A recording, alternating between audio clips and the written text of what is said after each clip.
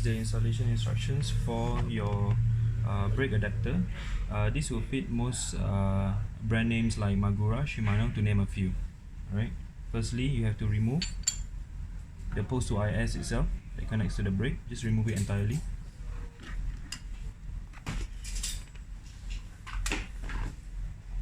M4 screws, M5 screws, 3 of it. The 3 screw holes are threaded, so there's no need of a nut which comes originally on the bracket. And if you notice, it replicates a post to IS, so you don't need this anymore. Just screw it in.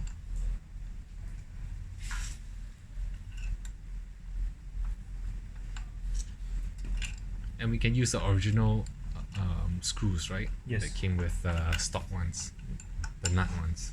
Use back your original screws without the M5 nut.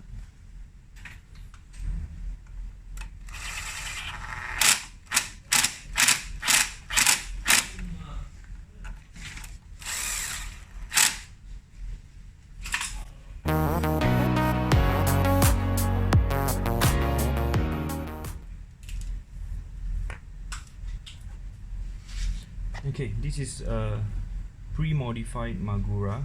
Alright, it will definitely come with this set, alright, for you to swap the bleed port and the outlet. Alright, brake pads are in. I advise you to put the brake pads in first, but upon bleeding we try to remove the brake pads and put a brake block.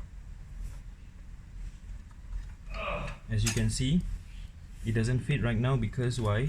The adapter is meant for 160mm rotors, whereby original factory tuned rotors are 140mm. So we go ahead and change it once we're done.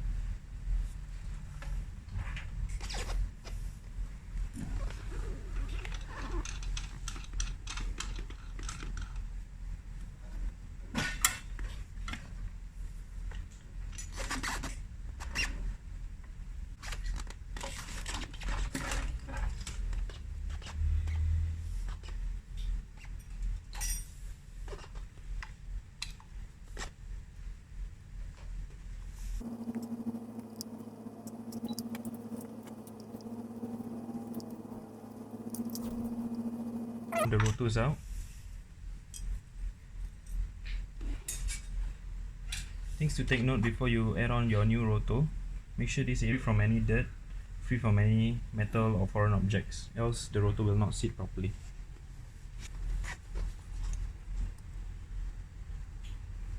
For demonstration purposes, we will just use a spacer. Of course, you can get your own M5 washers, or if you have any, you can always contact us. Before you put in your rotors, you make sure the orientation of your rotors are correct. Usually rotors are always marked with the orientation. As such, this is this way, so we want it to be this way, so we turn. The reason why this orientation is important is because with the wrong orientation you have lesser braking efficiency.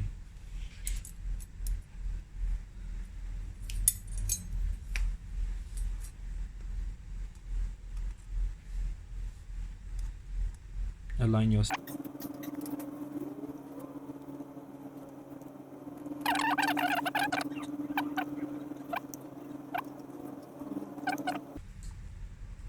If you did it correctly, you notice that your rotors are actually sitting further out away from your tires and your motors.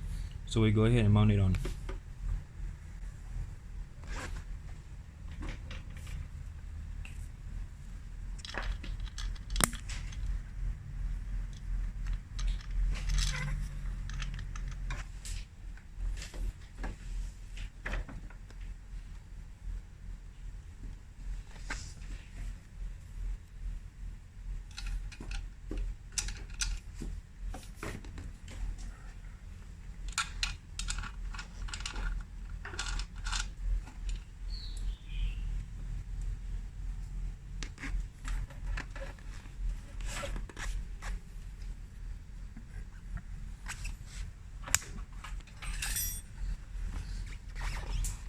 Okay, once you mount on your motors, alright, you notice that for different models, right, you have to check the clearance between your rotors and your adapters, right?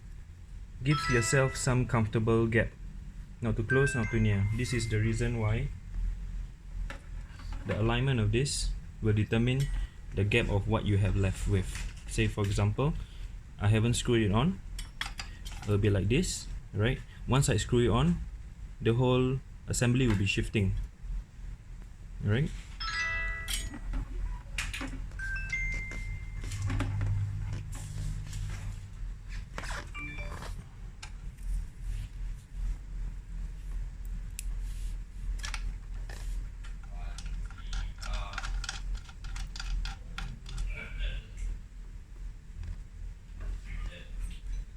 Size 18.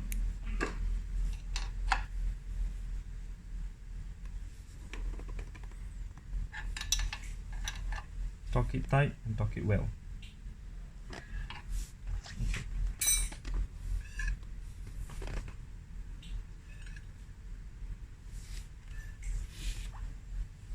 Okay, from here, right, we have to make minor adjustments where we need to shift this whole assembly, the whole motor assembly, out by a bit.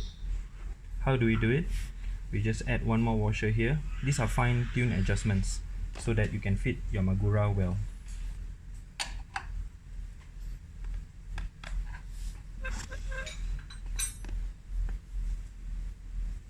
Okay, from where you can see here, there's actually a gap. Alright, we have already made final adjustments. There's already a gap here, and this gap is looking good.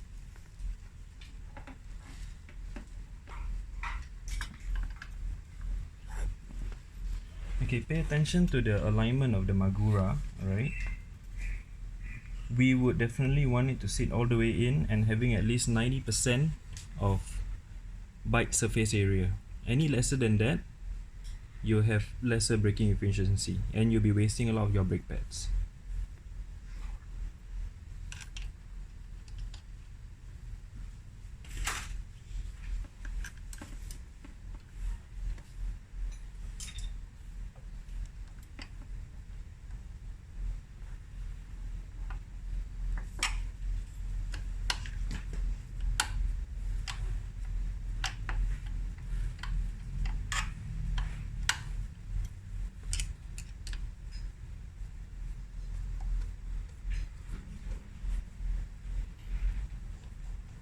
Tighten your brake bolts but not too tight.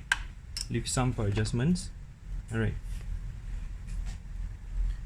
Okay, you might want to take a look at your alignment here. This is before bleeding. Alright, pre-bleeding you have a lot of space. Try to align your rotors, which you can see over here, alright, the movement, to be in the middle, leaving enough gap on the left and right of the brake pads.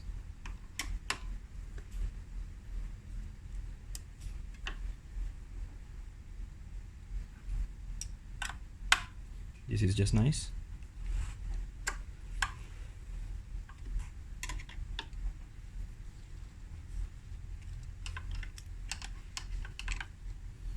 How do you know you have done a good job? Pre-bleeding alignment. When you turn, there's no sound. In case there is, you can always loosen these screws, the M6 bolts, align it until you find yourself in the middle, the rotors in the middle with a bit of gap on the left and right. Once you achieve that, tighten it up and you are actually good to go. Pre-bleeding setup. Alright, you got your alignment done. What we need you to do is we remove the calipers and we remove the brake pads and we put a brake block and we begin bleeding.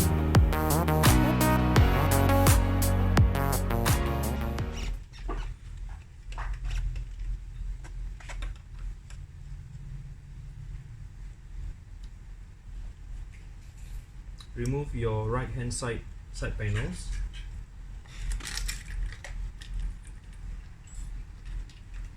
Be careful when you're threading through your hose. because there are charging ports on this side, we make sure we don't want to short them. Minor things to take note: because there is a suspension on this scooter, you need to leave some gap on this, so that if, like say, the movement of this arm goes up and down, this hose doesn't stretch itself.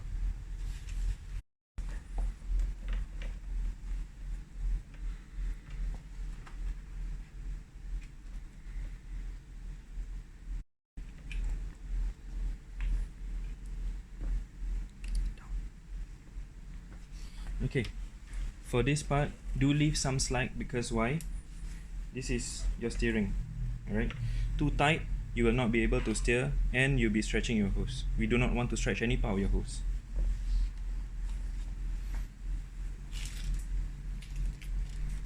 Now we move on to the lever assembly.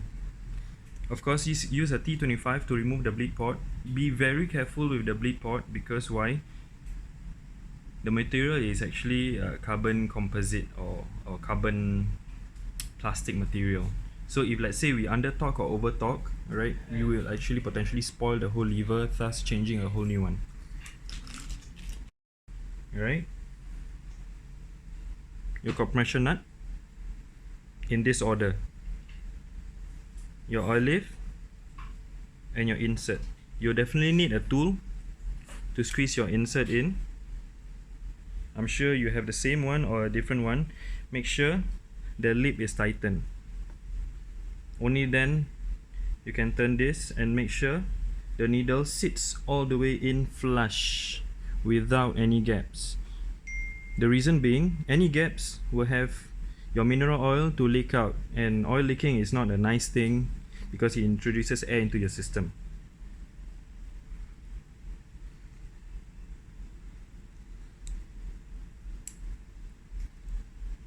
As you can see, we do not want any gaps in between. Alright, this sits nicely.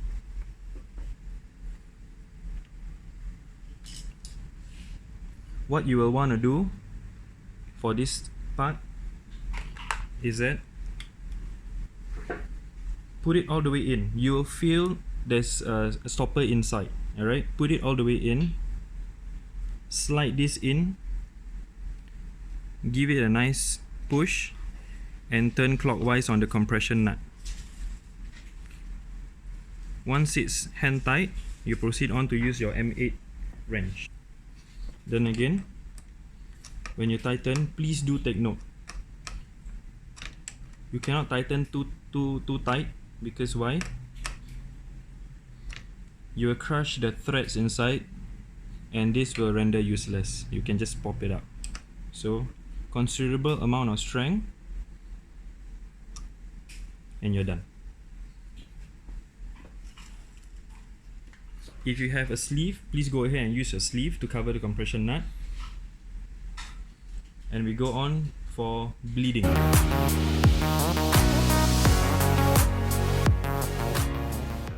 Okay, bleeding. Please only use Magura Royal Blood for Magura. Alright, it is definitely in blue color. Alright, fill up your syringe to 20 ml plus minus. Alright, and we can go ahead and bleed from the caliper up to the lever. For bleeding, get your assistant to help you for the top while you bleed from the bottom. Why are we doing bottom up? The reason why we are doing from the caliper up to the lever is because air bubbles are lighter than liquid. So science, physics, air will always rise. So we go ahead and remove everything.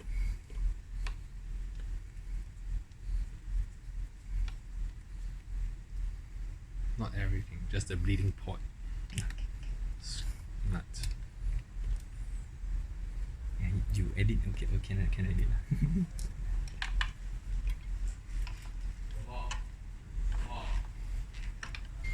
Originally, Magura will be bleeding on this port instead of this. Because we swap, we'll be bleeding from this port instead.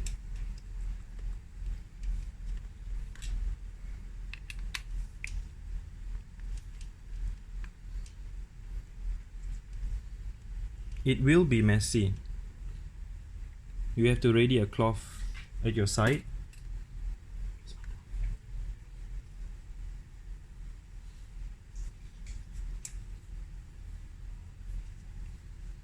And we can go ahead and put in the oil.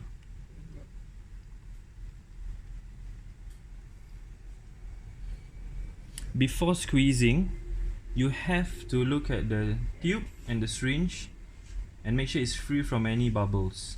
As you can see, there's no bubbles here because we have prepared it just now. Lightly press and transfer the oil over to the lever.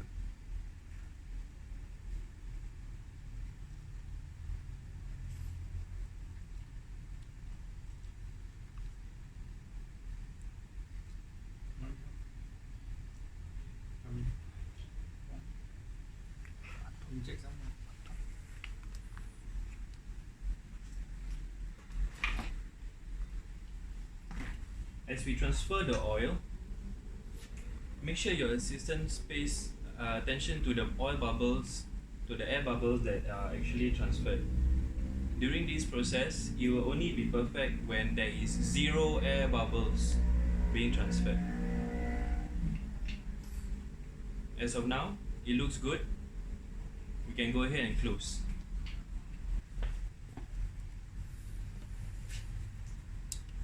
Same thing that we have mentioned. If you have aligned it properly and if you have put your brake blocks nicely, your brake pads should stay in place.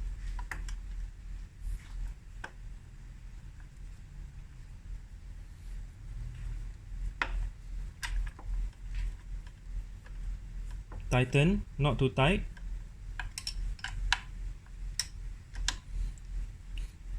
In any event, once you have confirmed your calipers and it sits properly, it should be this way, free from any rubbing of your rotors to your brake pads.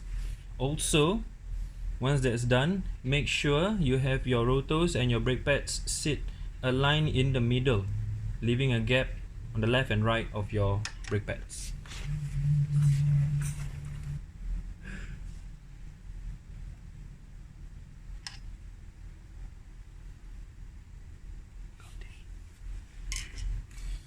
Once you have confirmed your calipers, while leaving the bleeding kit open on your lever, go ahead and give it a nice squeeze.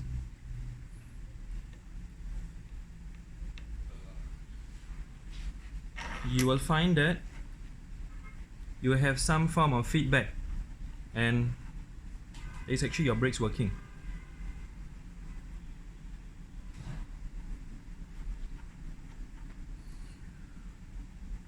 To adjust your lever reach, you need to have a T25 top screw, and to your own taste and comfort, adjust and loosen the lever. Alright, turning it counterclockwise will have the lever nearer to the bar. Turning it clockwise will have the lever away from the bar. It depends on the user preference. Once you have confirmed that there are no bubbles when you press and your your lever feels tight with feedback, you can go ahead and close your bleed port. Say for instance, you still have bubbles like this, just tap it and wait for it to be on top.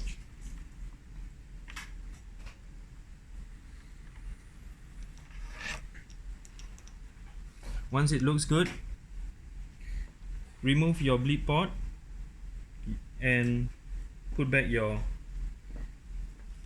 bleed screw. Get your assistant to remove the bleed port for you. Then again, this part will also be messy. You definitely need to have a cloth standby.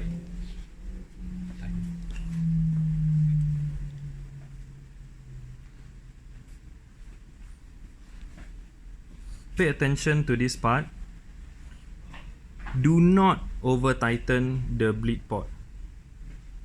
Give it a good hand tight and you're done. Clean it up.